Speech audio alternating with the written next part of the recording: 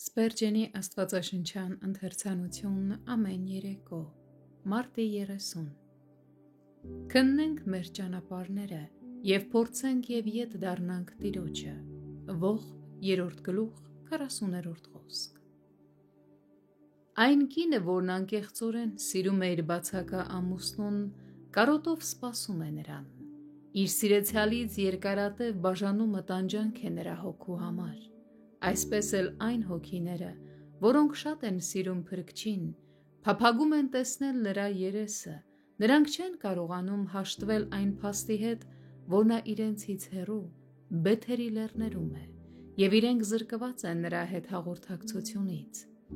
Նախատող հայացքը կամ սպառնացող մատը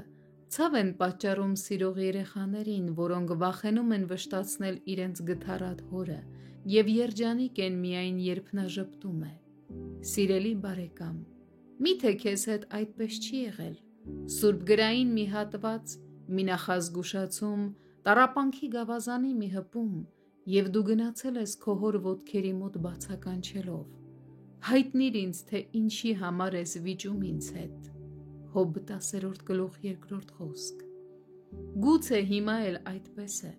Արդյոք քեզ բավարարում է, որ դու հեռվից ես հետևում Տիրոջը։ Արդյոք կարողանում ես առանց տագնապի մտածել, որ Քրիստոսի հետ քո հաղորդակցությունն ընդհատվել է։ Արդյոք կարողանում ես հանդուրժել, որ քո սիրելին հակառակ ուղղությամբ է գնում, որովհետև դու մեջքով ես շրջվել նրան։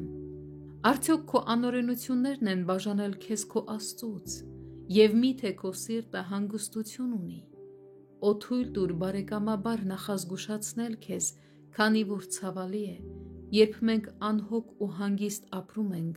առանց Փրկչի երեսի ուրախությունը վայելելու։ Եկ ջանանք խորապես զգալ, թե ինչ մեծ չարիք է սա։ Անտարբեր վերաբերմունք մեր մեռնող Փրկչի հանդեպ, աննշան ուրախություն մեր թանկագին Հիսուսի մեջ, սառը հաղորդակցություն մեր սիրելիի հետ։ Թող քո անձն իրական ծոմ պահի, մինչ դու կտրտմես քո սրտի կարծրության համար, սակայն կանգ չառնես տրտմության համար։ Հիշիր, թե առաջին անգամ որտեղ փրկություն ստացար։ Անհապաղ գնա խաչի մոտ, այնտեղ և միայն այնտեղ քո հոգին կարող է կյանք գտնել։ Կապ չունի, թե որքան կարծր, որքան անզգամ, որքան մեռած ես դարձել։ Քո ցնցոտիներով, քո չքավորությամբ և աղտոտվածությամբ հանդերձ վերադարձիր նրա մոտ։ Ամուր կառչիր այդ խաչից, նայիր նրա հոգնատանջ աչքերին և թույլ տուր, որ նրա արյան շատրվանը ցողվի քեզ վրա։ Սա կվերադարձնի քեզ քո առաջին սիրուն և կվերականգնի քո հավատքի պարզությունն ու սրտի քնքշանքը։